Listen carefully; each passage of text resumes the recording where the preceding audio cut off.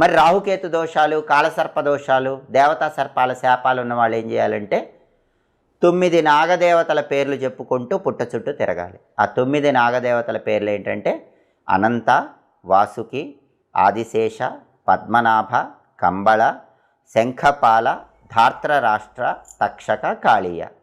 ఈ 9 నాగదేవతల పేర్లు చెప్పుకుంటూ పుట్ట చుట్టూ తిరగండి. ఇలా పుట్టకు పూజ చేస్తే అద్భుత ఫలితాలు కలుగుతాయి. అలాగే కొంతమందికి రాశి పరంగా రాహుకేతు దోషాలు ఉంటాయి. కొన్ని రాసుల వాళ్ళకి రాహుకేతువులు బాలేరు అంటారు. అలా రాశి పరంగా రాహుకేతువులు బాలేని వాళ్ళు ఏం చేయాలంటే వాళ్ళు మాత్రం జంటనాగుల విగ్రహాల దగ్గరకు కూడా వెళ్ళండి. దేవాలయంలో పుట్ట పూజతో పాటు జంటనాగుల విగ్రహాల దగ్గరికి వెళ్ళి ఆ జంటనాగుల విగ్రహాలకు ఆవు పాలు పోయండి. ఆ తర్వాత నీళ్లతో కడగండి, పసుపు కుంకుమ వేయండి. పత్తి తీసుకుని ఆ పత్తిని ఒక వస్త్రంలా చేసి దానికి పసుపు రాసి కుంకుమ బొట్లు పెట్టండి. పత్తి తీసుకుని దాన్ని వస్త్రంలాగా మనం పూజల్లో చేస్తాం. ఆ పత్తి వస్త్రాన్ని జంటనాగులకు అలంకరణ చేయండి.